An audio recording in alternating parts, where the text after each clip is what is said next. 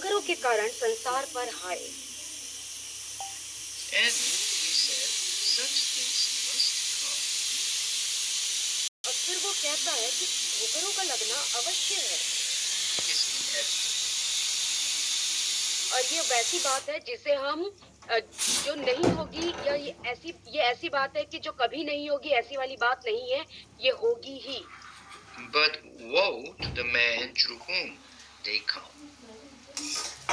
पर हाय उस मनुष्य पर जिसके द्वारा ठोकर लगती है।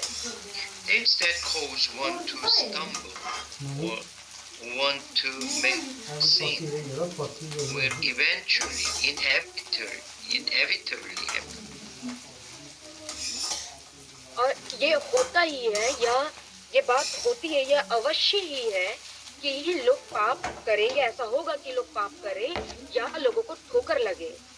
The word stumbling has often been translated as causing someone to sin. और यहाँ पे जो शब्द है ठोकर लगना या ठोकर लगना, इसका अर्थ ये है कि किसी को ठोकर दिलाना या किसी के खातिर किसी दूसरे को ठोकर लगना।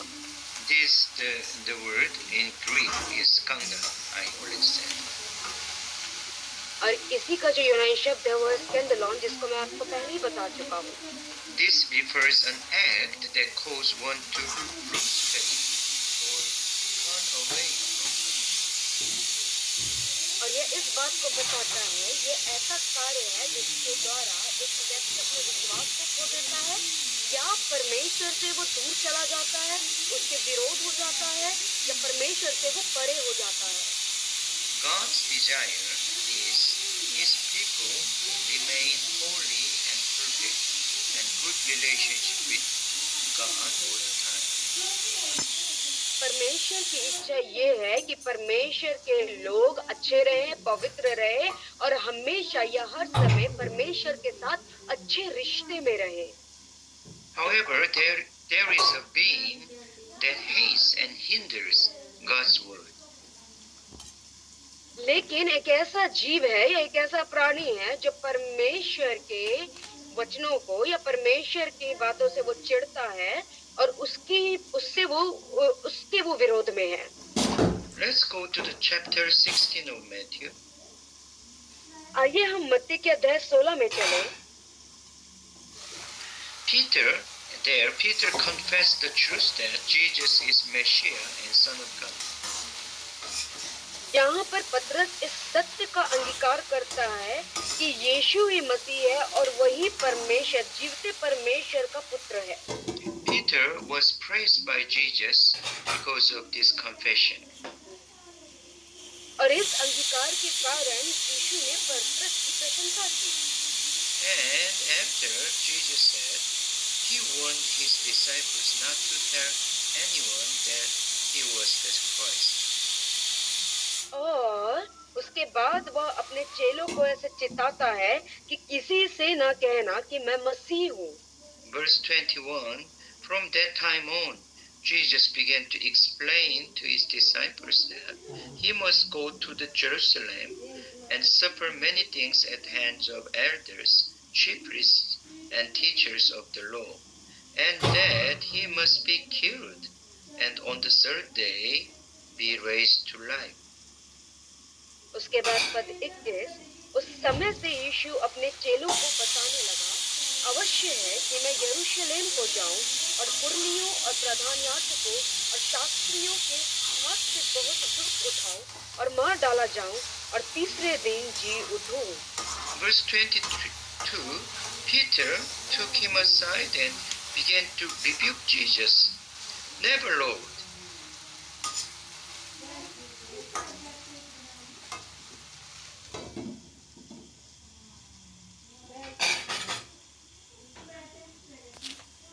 Okay, verse 22, never, Lord. He said, this shall never happen to you.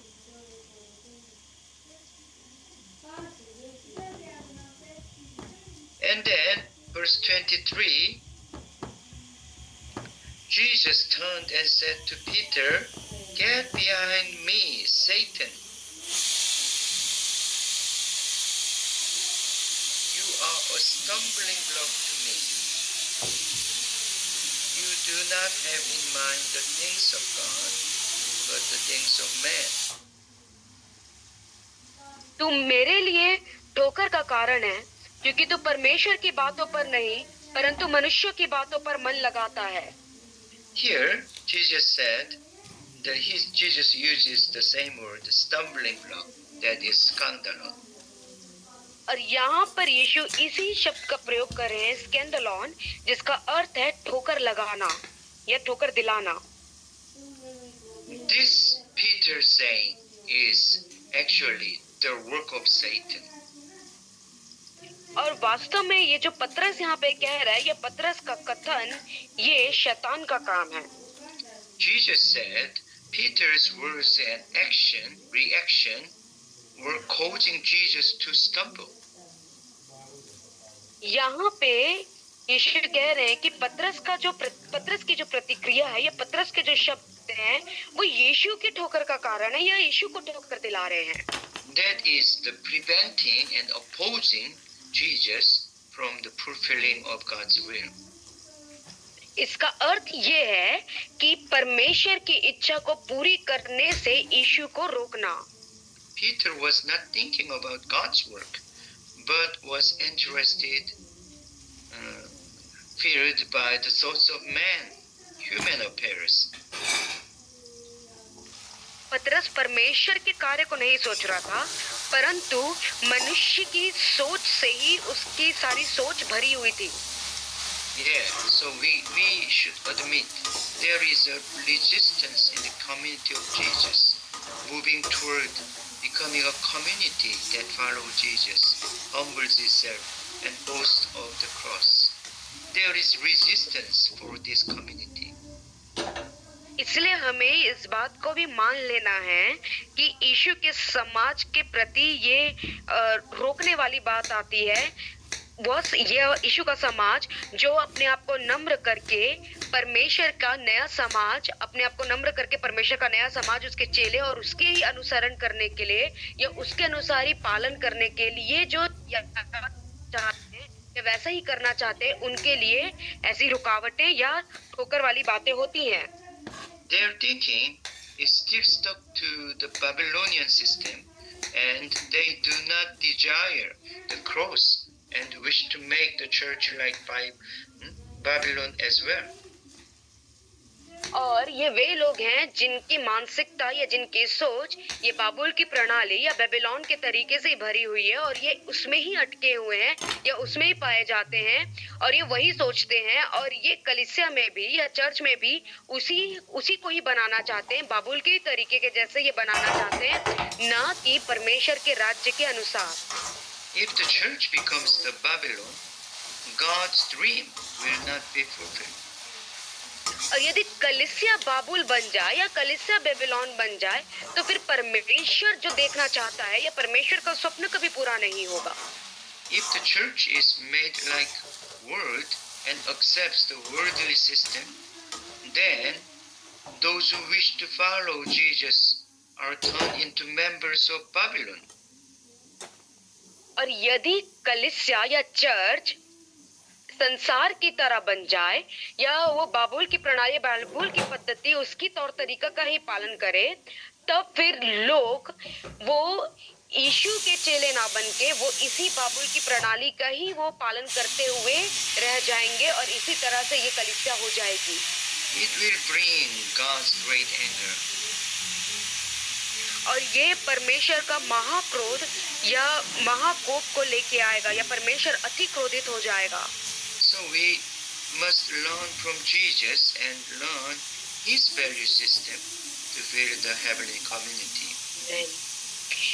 तो इसलिए हमें यीशु से सीखने की आवश्यकता है, यीशु के मूल्यों को या उसके तरीके को, उसके प्रणाली को सीखने की आवश्यकता है कि हम स्वर्गीय समाज के भागी हो जाएं. Verse 7 of chapter 18. अध्याय 18 का पद 7. Jesus says that stumbling blocks are bound to occur, must occur. यीशु यहाँ पे कहते हैं कि ये जो ठोकरों का लगना है ये अवश्य ही होगा या ये होगा ही। What does this mean? इसका अर्थ क्या है फिर? Wouldn't it be better if stumbling block did not occur?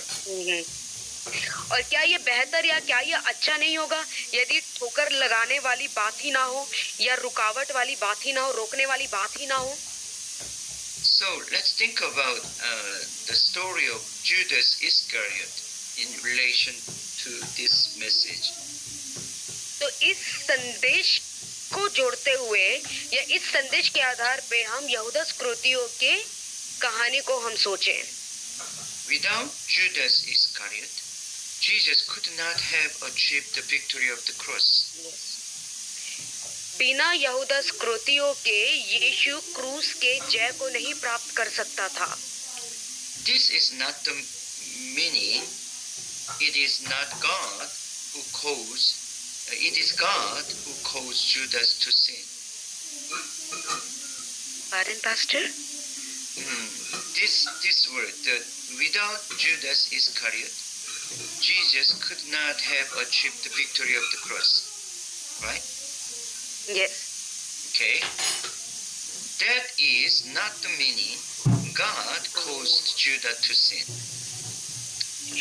यहूदा इस्करियोती के बिना या यहूदा इस्करियोती के बिना यीशु क्रूस के जय को प्राप्त नहीं करते। इसका अर्थ यह नहीं है कि परमेश्वर ने यहूदा इस्करियोती को पाप करवाया। Judah himself chose to sin. Yes.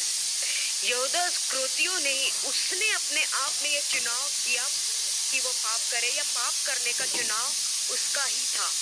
However, God planned to bring about the completion of the kingdom of God through Satan's rebellion. हालांकि परमेश्वर अपनी योजना को जो शैतान ने परमेश्वर के विरोध में बलवा किया था उसके द्वारा परमेश्वर अपनी योजना को परिपूर्ण या पूरा करना की इच्छा में था या चाहता था। The betrayer of Judas Iscariot used for Jesus' completion of his mission. और यहूदा इस्करियोती का धोखा देना यीशु के मिशन को पूरा करने के लिए उसका धोखा देना इस्तेमाल हुआ। Therefore, Satan's rebellion will inevitably occur.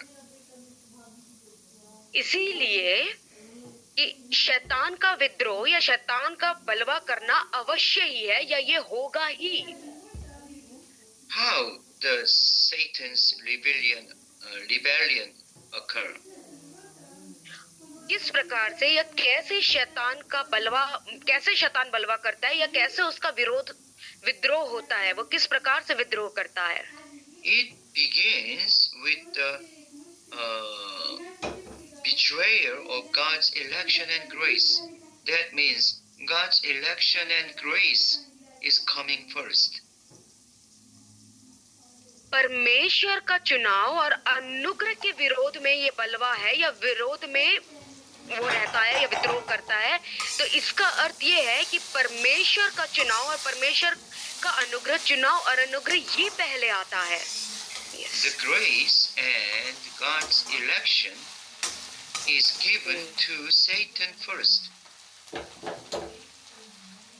अनुग्रह और परमेश्वर का चुनाव सबसे पहले शैतान को दिया गया था।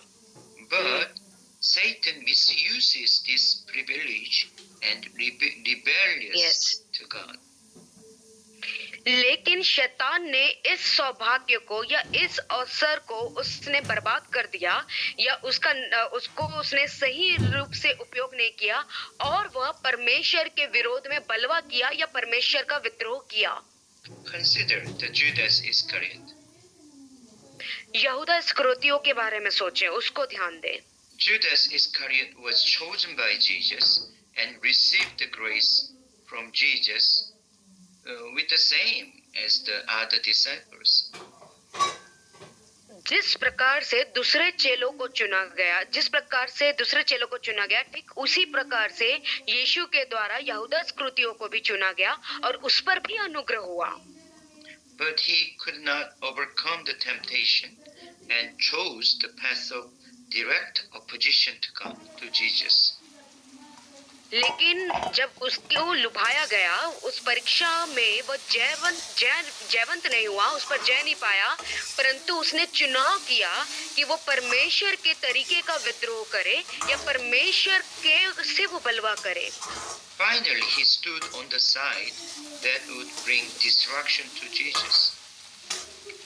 और आखिरकार वह उस ओर चला गया या उस ओर वो खड़ा हो गया जिसके द्वारा यीशु का नाश हो या यीशु पर आखिरकार नाश आ जाए। But in the face of this rebellion, Jesus continued to humble himself before God's will. लेकिन इस विद्रोह में भी या इस बलवे में भी यीशु अपने आप को परमेश्वर की इच्छा के सामने लगातार वो अपने आप को नम्र करते रहे। So Jesus triumphed through the cross. तो इसी कारण या इसीलिए यीशु क्रूस पर विजयी हुए। Hallelujah. So Jesus' victory was clearly revealed through the challenge and attack of Judas Iscariot. यहूदा इस्करियोती के चुनौती और आक्रमण के द्वारा ही यीशु का जय या यीशु का जय को प्राप्त करना साफ साफ उजागर या दिखाई दिया। If we can say Jesus is the Christ, then Judas Iscariot is Antichrist. यदि हम यीशु को मसीह कह सकते हैं, तो फिर यहूदा इस्करियोती Paul teaches. मसीह विरोधी हुआ।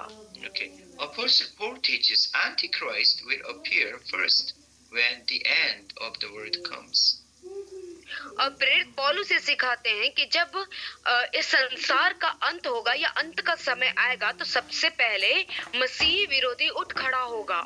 Without the appearance of the Antichrist, Christ will not appear. और मसीह विरोधी के आने यदि मसीह विरोधी न आए, तब तक मसीह भी नहीं आएगा। This Antichrist, like Judas Iscariot, emerges from the church community that received Jesus' choice and grace. और ये मसीह विरोधी इस यहूदा इस्करियोती के समान ये कलीसिया से ही आ रहा है जिसने यीशु के अनुग्रह को और उस दया को ग्रहण किया। Of course, the forces opposing Jesus' community are in the world outside of the church. और हाँ, कि जो यीशु के समाज का विद्रोह कर रहे हैं या उनके खिलाफ में है या उन पर रुकावट डाल रहे हैं, वो संसार से हैं और वो संसार से ही मसीह के लोगों या मसीह के समाज के ऊपर का विद्रोह कर रहे हैं। However, some among those called as Jesus' disciple will allied with this world and try to destroy the church. लेकिन जो लोग यीशु के चेले कहलाते हैं, उन लोगों में से भी कुछ लोग इस संसार के साथ सहभागी हो जाएंगे या संसार के साथ मिल जाएंगे कि वो कलीसिया में इस तरह से विद्रोह को ला सके। Let's go to the book of 2 Thessalonians. आइए हम चलें दूसरा थिस्सलुनीकियों की पत्री में। 2 Thessalonians chapter 2 verse 3. दूसरा थिस्सलुनीकियों अध्याय 2 पद 3। Let no one deceive you in any way, for that day will not come unless rebellion, that is apostasy, comes first. किसी रीति से किसी के धोखे में ना आना, क्योंकि वह दिन ना आएगा जब तक धर्म का त्याग ना हो ले और वह पाप का पुरुष अर्थात विनाश का पुरुष पुत्र प्रकट ना हो। And the man of lawlessness is revealed, son of destruction. और पाप का पुरुष अर्थात विनाश का पुत्र प्रकट ना हो। This man is not from the world. This man comes from the community of Jesus. और यह पुरुष, यह व्यक्ति संसार से नहीं है, परंतु यह पुरुष, यह व्यक्ति ये कलीसियाई समाज से आता है। So here, Paul using the word apostasy. इसलिए यहाँ पे पौलुस इस शब्द का प्रयोग कर रहा है धोखे में या गलत में। This man, the man of lawlessness, verse 4, who oppose and exhort himself against every so-called God or object of worship. और ये जो पुरुष है, Proclaiming himself to be God. ये जो व्यक्ति है जो विरोध करता है और हर एक से जो ईश्वर या पूज्य कहलाता है, अपने आप को बड़ा ठहराता है, यहाँ तक कि वह परमेश्वर के मंदिर में बैठकर अपने आप को ईश्वर ठहराता है। Apostasy will occur among believers. और विश्वासियों के बीच में ही झूठे लोग या झूठी बातें होंगी। He will become Antichrist like Judas Iscariot, who seeks to cause Christ, the church, stumble. और यह यहूदा इस्करियोती के समान मसीह विरोधी होगा, जिस प्रकार से उसने मसीह को धोखा दिया, उसी प्रकार से यह भी कलीसिया को या चर्च को यह ठोकर दिलाने का कारण होगा। So, in the face of this challenge by Antichrist, the church will defend its faith and love to the end and triumph.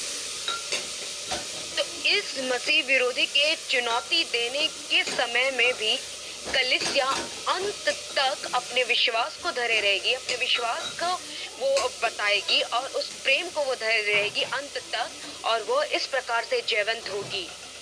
Apostasy and betrayal of Iscariot and make Jesus take cross.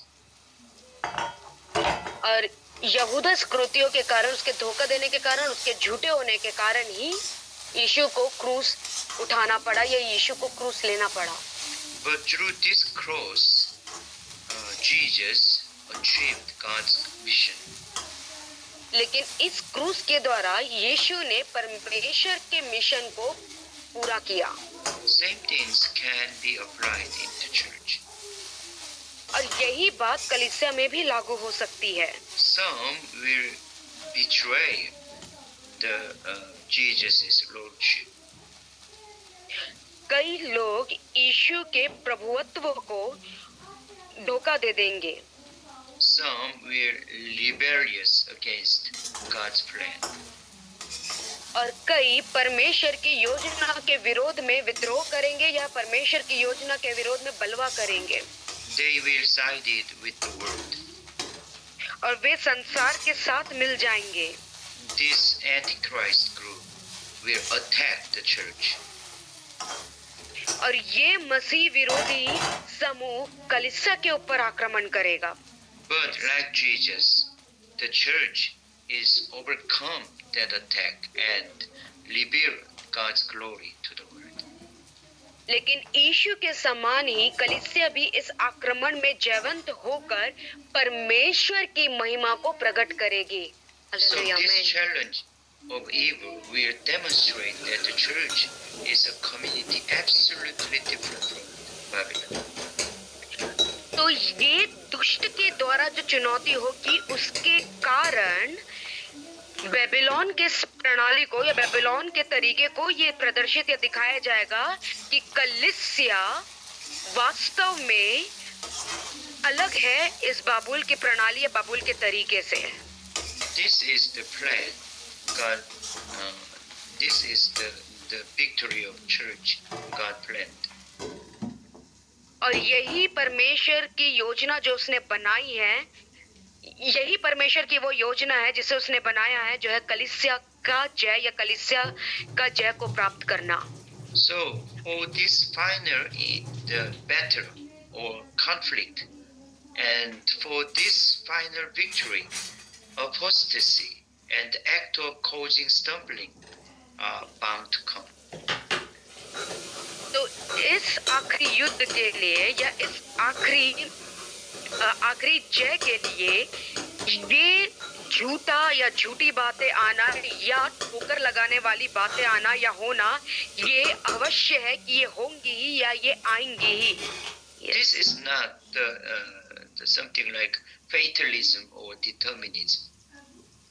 ये इस तरह से नहीं है कि ये बात सुनिश्चितीकरण जैसी वाली बात है, या बात जो ये होने वाली है ये ऐसी ही होगी, ये इसी क्रमशः होगी, ऐसी वाली बात नहीं है। Yes. When the truth is revealed to the people, जब परमेश्वर का सत्य लोगों के ऊपर प्रकट होता है या उजागर होता है, it is like light for the world. Hallelujah. और यह इस समान है कि ये संसार के लिए उजाले के समान है, ज्योति के समान है। People got this light from God. और जब लोग परमेश्वर से इस ज्योति को या इस उजाले को प्राप्त करते हैं, पाते हैं, There are two responses exist. तो वहाँ पे दो प्रकार की प्रतिक्रिया या प्रत्युत्तर होता है।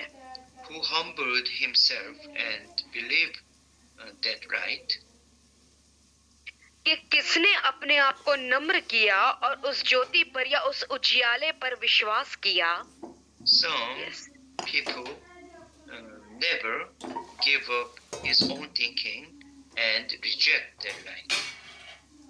और कुछ लोग कभी भी अपनी सोच को छोड़ने नहीं पाते या अपनी सोच को कभी छोड़ नहीं पाते और उस ज्योति या उस उजियाले को वो ग्रहण नहीं करते। This unbelieving church, the unbelieving people eventually attack and oppress the believing people. और आखिरकार ये जो लोग हैं जो विश्वास नहीं करते हैं, यही लोग होते हैं जो विश्वास करने वाले लोगों पर आक्रमण करते हैं या उन पर घात करते हैं, हमला करते हैं। Through this attack and this persecution, this believing community become have victory. कितने घंटे का ये? लेकिन इन हमलों के द्वारा या आक्रमणों के द्वारा या इस तरह से उपद्रव सताए जाने के द्वारा ये जो विश्वास करने वाला समाज है वो जय को पाता है। That is God's plan for the history. और यही इतिहास के लिए परमेश्वर की योजना है। So we can all continue to trust on Jesus and so not to participate in this dangerous corruption. तो हम सब यीशु पर विश्वास करना जारी रख सकते हैं और इस तरह से ये दूषित या भ्रष्ट बातों के हम भागी ना हो। Do not allow any act that oppose and hinders the community of the little ones.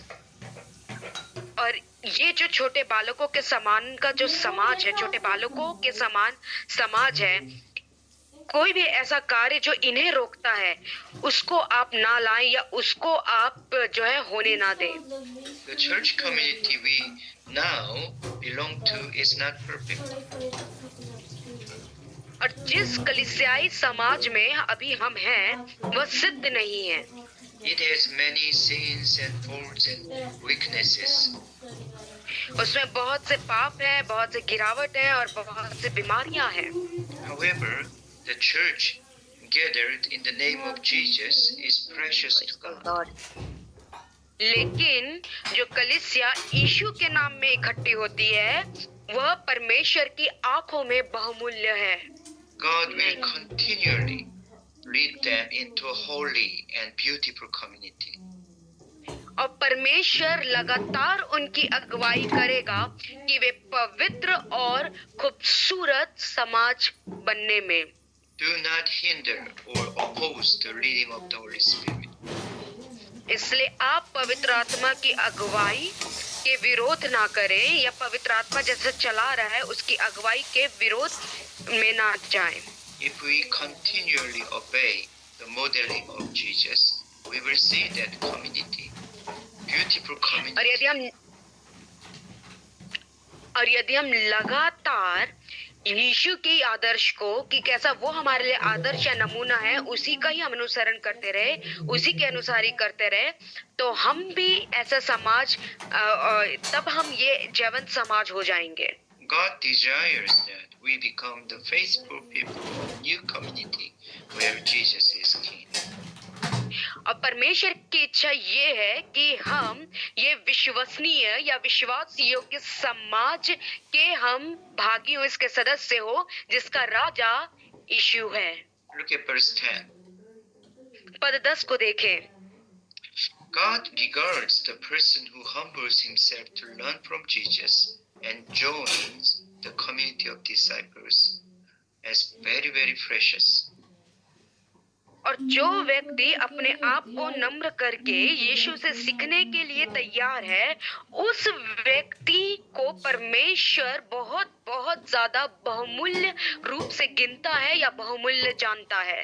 Verse 10. See that you do not look down on one of these little ones. देखो, तुम इन छोटों में से किसी को तुच्छ न जानना। For I tell you that their angels in heaven always see the face of my Father in heaven. क्योंकि मैं तुमसे कहता हूँ कि स्वर्ग में उनके दूत मेरे स्वर्गीय पिता का मुंह सदा देखते हैं। God is really, really take them precious.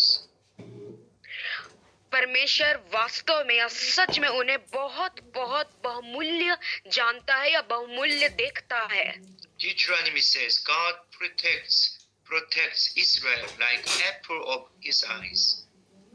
और व्यवस्था विवरण ऐसा कहता है कि अपनी आंखों की पुतली के समान परमेश्वर इस्राएल को सुरक्षित रखता है या उसको सुरक्षित रखता है, संभालता है। Those belong to this community which God really cherishes are now the ones who will rule the world to come. और They जो are सच में इस समाज के भागी हैं, समाज के सदस्य हैं, वो समाज जो परमेश्वर से सीखता है नम्र होके, ये सच में परमेश्वर के लिए बहुमूल्य है। और जो आने वाला जो राज्य है, ये उसमें राज्य करेंगे और वास्तव में ये लोग राजा हैं। They are kings. ये राजा हैं। Who will rule with Christ. ये वे राजा है जो मसीह के साथ राज्य करेंगे। Hallelujah. The era in which we now live is precisely the time to prepare those who will rule with Christ. और जिस समय में अभी हम जी रहे हैं, यह विशेष रूप से वह समय है कि जिसमें हम तैयारी करें कि जो लोग यीशु के साथ राज्य करेंगे, वो होने के लिए हम तैयारी करें। Once those who will rule with Christ are prepared, God begins a new era. और जब एक बार वे लोग जो यीशु के साथ या मसीह के साथ जो राज्य करेंगे, एक बार जब वे लोग बन जाए या तैयार हो जाए, तो फिर परमेश्वर एक नई सदी की शुरुआत कर देगा, एक नए समय की शुरुआत कर देगा। Once the church finishes adorning itself as the bride of Christ, the wedding ceremony begins. और एक बार जब कलीसिया अपने आप को मसीह की दुल्हन के रूप में पूरी तरह से सजा ले या तैयार कर ले, तो फिर परमेश्वर जो है वो नया राज्य का या नए सदी का शुरुआत कर देंगे।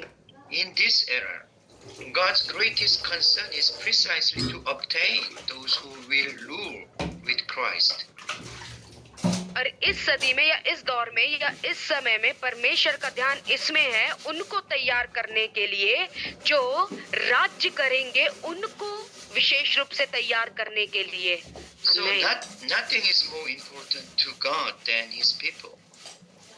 तो इसीलिए या इस कारण से परमेश्वर को अपने लोगों को छोड़ और कोई भी ज्यादा मायने नहीं रखता। So here God assigns angels to them.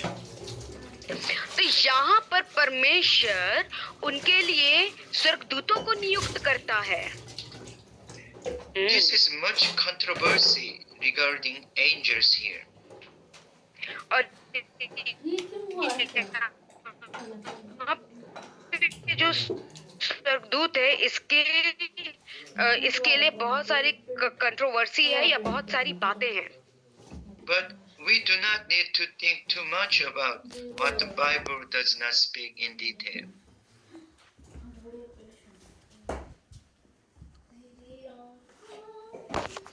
लेकिन जिस बारे में बाइबल बारीकी से या विवरण करते हुए बात नहीं करती, हमें उसके बारे में ज्यादा सोचने की आवश्यकता नहीं है। Don't think or obsessed with the angels in detail. विवरण या स्वर्गदूतों के बारे में बारीकी से जानने के लिए ही ज्यादा ना सोचे। Just staying in the Bible's explanation. Angels are serving spiritual beings whom God employs to carry out His work. और जो बाइबल बताती है केवल आप उसी पे ही स्थिर रहे या उसी को ही आप समझे